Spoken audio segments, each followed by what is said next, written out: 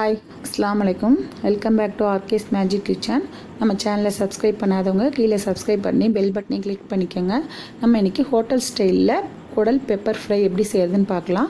நான் இந்த மாதிரி குடல் க்ளீன் பண்ணியிருக்கேன். மேலே உள்ள கருப்புத்தோல்லாம் நான் நீக்கிடுவேன்.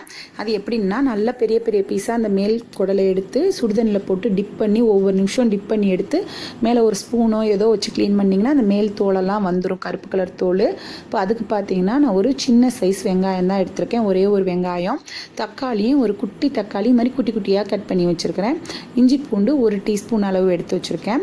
இந்த போட்டிக்கு இந்த வெங்காயம் தக்காளி தான் கரெக்டான லெவல். நீங்கள் இதை விட நீங்கள் போட்டி கொஞ்சம் எக்ஸ்ட்ரா எடுத்திங்கன்னா அதை விட சின்ன சைஸ் வெங்காயமும் சின்ன சைஸ் தக்காளியும் கொஞ்சம் சேர்த்து போட்டுக்கலாம்.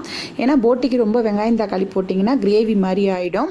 இப்போது இந்த ஸ்பூனில் நான் மிளகு பார்த்திங்கன்னா ஒரு டீஸ்பூன் அளவு மிளகு எடுத்துருக்கிறேன். அதே டீஸ்பூனில் 1/2 டீஸ்பூன் அளவு ஜீரகம் எடுத்துருக்கிறேன்.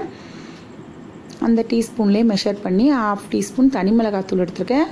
நீங்கள் அந்த டீஸ்பூன்லேயே 1/4 டீஸ்பூன் மஞ்சத்தூளும் எடுத்துக்கோங்க. பட்டை, கிராம்பு, ஒரு பட்டையும் ஒரு கிராம்பும் தாளிக்க எடுத்து வச்சுருக்கேன். மிளகாத்தூள் இல்லைன்னா நீங்கள் குழம்பு மிளகாத்தூளும் போட்டுக்கலாம். இப்போது இந்த போட்டி பார்த்திங்கன்னா ஒரு சிலர் என்ன பண்ணுவாங்கன்னா வேக வச்சு இருத்துட்டு கொட்டுவாங்க. ஏன்னா அந்த ஸ்மெல் இருக்கக்கூடாதுங்கிறதுக்காக. இப்போது நான் வேக வச்சு இருக்க போகிறதுனால நான் வேக வச்சு இருத்துட்டிங்கன்னா அதில் தண்ணி வேஸ்ட்டாக போயிடும், அதில் உள்ள சத்தெல்லாம் போயிடும். இப்போ ஒரு குக்கர் வச்சு ஒரு 5 டீஸ்பூன் அளவு எண்ணெய் ஊற்றிக்கோங்க. பட்டை கிராம்பு போட்டுக்கோங்க. வெங்காயம் போட்டுக்கோங்க, வதங்கட்டும். நான் இப்போ இந்த மாதிரி ஸ்டைலில் நீங்கள் பண்ணிங்கன்னா குடலோட ஒரு வாசம் கூட இருக்காது, அந்த ஸ்மெல்லே இருக்காது. இப்போ தக்காளி போட்டுக்கோங்க. ரொம்ப வெங்காயம் தக்காளியும் போட்டிங்கன்னா கிரேவி மாதிரி ஆயிரும், நம்ம ஹோட்டல் ஸ்டைல் பெப்பர் ஃப்ரை கிடைக்காது. இப்போ இஞ்சி பூண்டு போட்டுக்கோங்க. இஞ்சி பூண்டு, வெங்காயம், தக்காளி எல்லாமே நல்லா வதங்கிடுச்சு. வதங்கினோடனே நம்ம கட் பண்ணி வச்சுருக்கோம் பாருங்களா குட்டி குட்டியாக, அந்த போட்டியும் போட்டுக்கலாம். போட்டு அதுவும் நல்லா வதங்கட்டும். இப்போ நீங்கள் இந்த மாதிரி போட்டி போட்ட உடனே இந்த மிளகாத்தூளும் மஞ்சத்தூளும் போடக்கூடாது. அப்போ தான் உங்களுக்கு அந்த போட்டியில் அந்த ஸ்மெல் அப்படியே இருக்கும். இந்த போட்டி கொஞ்சம் நேரம் நீங்கள் வதக்கும் போது அந்த போட்டியிலேருந்து தண்ணி விடும். அந்த தண்ணி தான் நம்மளுக்கு ஸ்மெல் கிடைக்கும். அதனால் அந்த தண்ணியை நல்லா ட்ரை பண்ணிட்டு தான் நம்ம மசாலாத்தூள் ஆட் பண்ணணும். பாருங்கள், கொஞ்சம் நேரம் ஆகட்டும். அதில் எவ்வளோ தண்ணி வந்துருக்கு பாருங்கள். அந்த போட்டியில் நான் தண்ணியே ஊற்றலை, ஆனாலும் அந்த போட்டியிலேருந்து கொஞ்சம் தண்ணி வரும். இந்த தண்ணியோடு தான் நீங்கள் அந்த மசாலா பவுடர் போட்டு நீங்கள் கிளறி நம்ம வேக வைக்கும்போது அந்த ஸ்மெல் இருக்கும். நல்லா இந்த தண்ணி ஃபுல்லாக ட்ரை ஆகணும். வெளியே அந்த போட்டியிலேருந்து தண்ணி ஃபுல்லாக ட்ரை ஆனோன்னு தான் நம்ம மசாலா பவுடர் போடணும். பாருங்கள் எவ்வளோ தண்ணி வந்திருக்கு பாருங்கள் அந்த போட்டியிலேருந்து. இதுதான் நம்மளுக்கு ஸ்மெல் கொடுக்கறது. ஒரு மாதிரி போட்டி சாப்பிட முடியாத அளவுக்கு இந்த மாதிரி நீங்கள் செஞ்சு பாருங்கள். சாப்பிடாதவங்க கூட போட்டி நல்லா சாப்பிடுவாங்க, அந்த அளவுக்கு வாசனையே இருக்காது. பாருங்கள், அந்த போட்டியில் இப்போ எண்ணெய் பிரிஞ்சு வந்துருச்சு பாருங்கள், தண்ணியெல்லாம் வற்றி. இந்த ஸ்டேஜில் நீங்கள் எண்ணெய் வரும்போது இந்த மிளகாத்தூளும் மஞ்சத்தூளையும் நம்ம போட்டுக்கலாம். போட்டு அதையும் போட்டு நல்லா ஒரு 5 நிமிஷம் கிளறுங்க, மிளகாத்தூள் வாசனை போகிற அளவுக்கு. நீங்கள் இது எவ்வளோ இந்த அளவில் விட நீங்கள் கூட எடுத்திருந்தாலும் நீங்கள் கொஞ்சம் இதே அளவு தண்ணி ஊற்றினீங்கன்னா உங்களுக்கு கரெக்டாக இருக்கும். இதே மெத்தட் செஞ்சிங்கனாலும் வாசனையே இருக்காது. நீங்கள் வேணால் ட்ரை பண்ணி பாருங்கள்.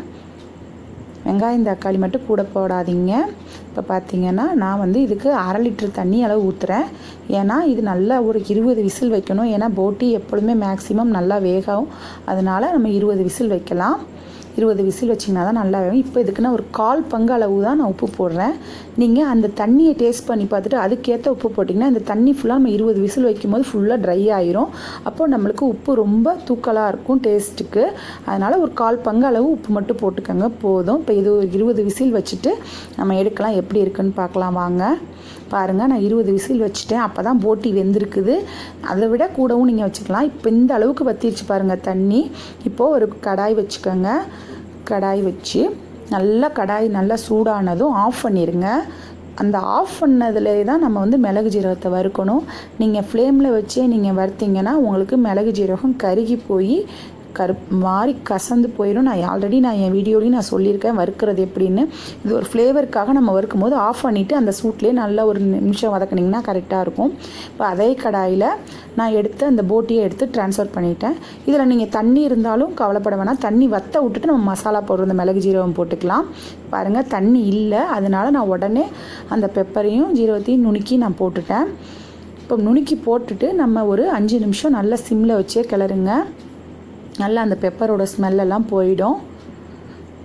இப்போது இந்த ஸ்டேஜில் பார்த்துக்கோங்க, உப்பு டேஸ்ட் பண்ணி பாருங்கள். உப்பு பத்தலைன்னா அதுக்கேற்ற அளவு நீங்கள் உப்பு போட்டுக்கோங்க. ஏன்னா அப்பயே போடக்கூடாது, நான் அதுக்கு தான் சொன்னேன்.